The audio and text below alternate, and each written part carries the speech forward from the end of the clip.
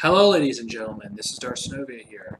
This is another review by yours truly on more of the Star Wars comics, this time on the first 6 issues of the Star Wars Republic comics.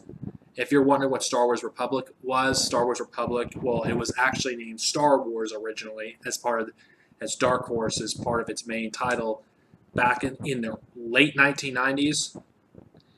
And rather than focus on the characters from the prequel movies, like do a lot of Obi-Wan and Qui-Gon stories, which I'm pretty sure a lot of people would have probably read that, considering it's characters from the films. These stories focus more on characters, side characters, characters that you see in the background in the Phantom Menace, like Ki-Adi-Mundi. Most people if you hear that name, it's like, who the hell is that? Well, he was one of the members of the Jedi Council, if you pay close enough attention in Episode 1. Though if you've seen the Clone Wars TV series, whatever one you prefer to watch, the Groundatoski's Clone Wars or Dave Filoni's, you'll know who Ki-Adi-Mundi is. Well, this is, his story, and we get to learn more about his past and more about his species culture and whatnot. Also, considering that what I'm reviewing, Prelude to Rebellion, is not, it isn't hard to find, but it isn't as accessible as some of the other comics that I reviewed previously. It has yet to be collected in the Marvel Epic Collection, so be warned. And no, I do not endorse piracy, so if you have a difficult time finding these stories for reasonable prices, buy them digital. I am not going to endorse piracy, due to the fact I believe in supporting the expanded universe. Now, what do I think of Prelude to Rebellion, the story itself? I think it's really good, actually. They could have easily focused on Obi-Wan Kenobi and Qui-Gon Jinn in this era and be done with it. But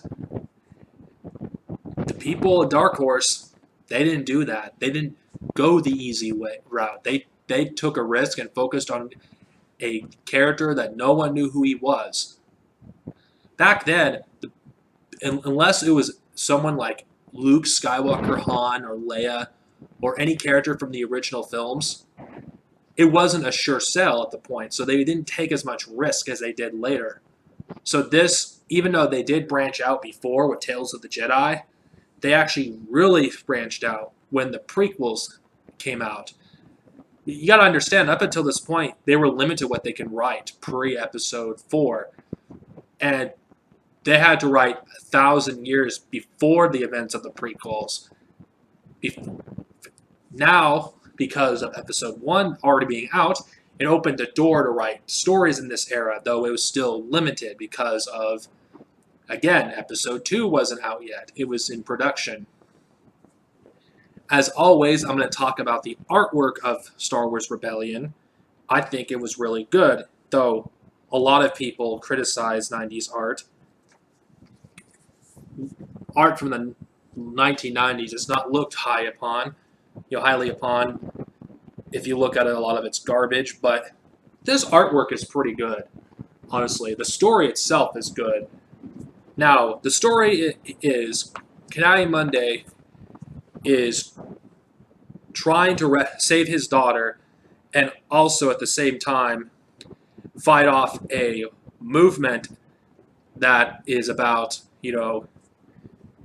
think of them as young people who want the technological advancements of the Republic available and the other side of who don't.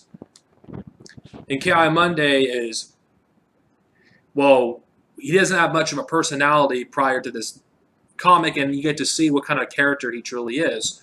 And of course, this was before they introduced that thing in Episode 2 where Jedi couldn't marry. So at this point, no one had any idea what George Lucas had in mind for Episode 2, and it's revealed that Ki-Adi-Mundi has 4 wives. Of course, later on, it's explained that his species, since they have such low birth rates, they made an exception to him having wives on the council.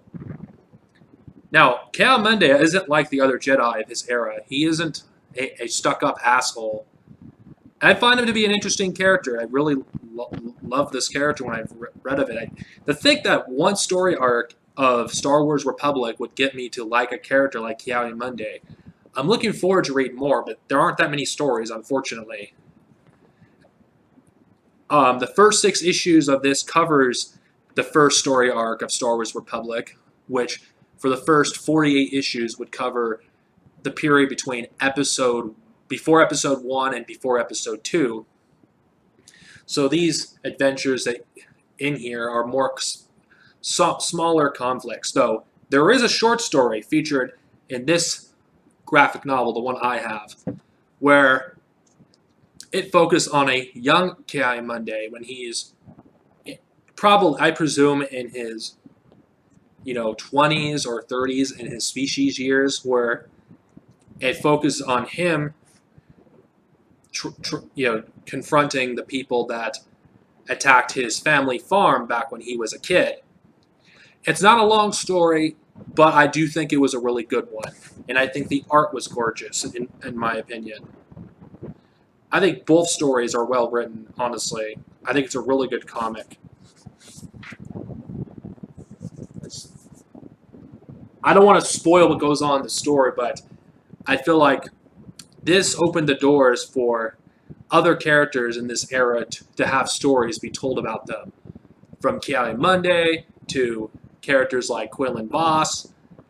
It all started here. If you're a fan of Quinlan Vos and all those other characters, this is where it started.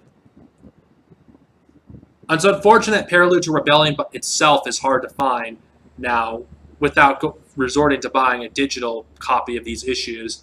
But if you can find these for a decent price, I think it's well worth your money. Though it is collected and the Rise of the Sith omnibus. No, I'm not referring to the one that Marvel's released. I'm referring to the one by Dark Horse. If you can get a hold of that, the Jedi in Darkness omnibus, Assassins and Emissaries, and The Menace Revealed, you'll have all of the pre-episode 1 and 2 comics that lead up to Attack of the Clones. Just giving you a heads up. Both stories, I give a classic rating. They're really good. I don't want to give away too much because I think you should read it for yourself. Next time, well, I'm going to talk about a cash grab, which is the episode 1 one-shots. May the Force be with you.